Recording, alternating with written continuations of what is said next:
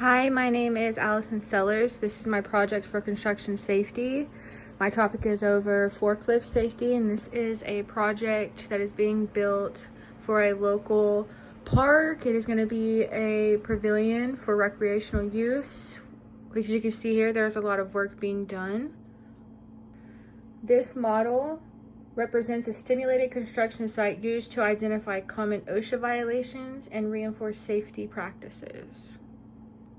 So on this site, we have a forklift in motion. We have a accident with a forklift. We have a concrete truck. We have material storage. We have workers and heavy equipment and interaction zones. I have a case study to talk about that will show relevance with my forklift that you see here and some of the safety preventative measures along with some learned lessons. On May 14, 2004, a 51-year-old was operating some heavy equipment when his Caterpillar overturned on a sloped dirt road at a construction site. The forklift's left tire climbed a dirt bank, causing it to roll. The operator was not wearing a seatbelt. He was ejected and was fatally crushed as the forklift rolled approximately down the hill. The forklift was equipped with two safety preventative measures for this type of incident, but they were ineffective because he was not restrained. With this case study, it shows relevance for the lack of seatbelts when it is mandatory to use seatbelts at all times in equipment with ROPS. This case study utilizes those issues that come with not conducting your site hazard assessment before operating on uneven grounds or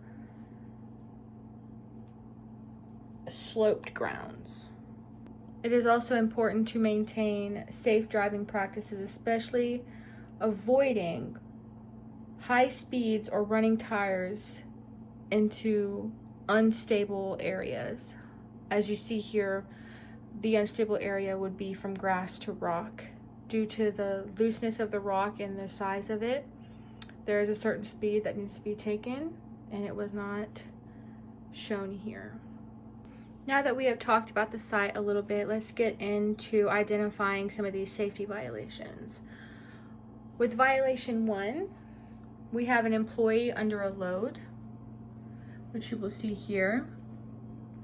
This forklift is operating with a raised load near other workers. According to 29 CFR 1926-1425, it is prohibited to have anybody under a load at any time, whether it is for guiding or for an extra set of eyes. As you can see here, this load seems to be obstructing the driver's view, which might indicate why this worker is underneath the load in the first place, but still it is not an action that is encouraged. Another violation on this site is incomplete PPE use. Not all workers in this model have PPE. The only one that has proper PPE is the man who operated the forklift, but he did not utilize the seat belts. Another violation on this site is the improper material storage. The materials are laid out on the grass unsecured. It is required to have your materials stacked safely and organized so that way there are no incidents that can occur with sliding, struck by, and other incidences. This project does have some violations, but it also has some compliance.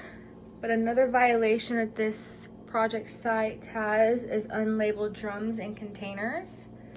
Over here in this corner, we see two workers sitting on what looks like to be two drums that are unidentified.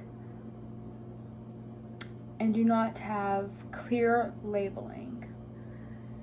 There are 2 workers casually standing around these drums, not knowing what type of chemicals that they are encountering.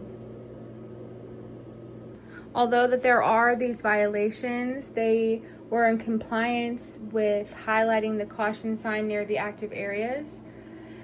The use of appropriate signage warns workers of hazardous areas, promoting situational awareness. As you can see here, it is identifying which way the work is happening.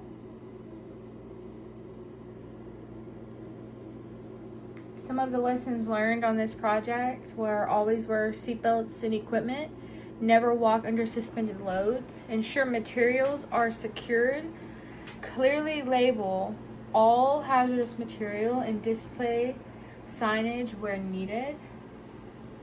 And how to improve this site: add visual PPE on figurines or post signage. Another thing is reorganize storage areas, stimulate better stacking practices. That is not an okay situation when it comes to laying materials because anything can happen. Place barriers around hazard zones. Although they do have caution, they still need to utilize controlled access zones due for the amount of work that is happening. Thank you. I hope you enjoyed my site.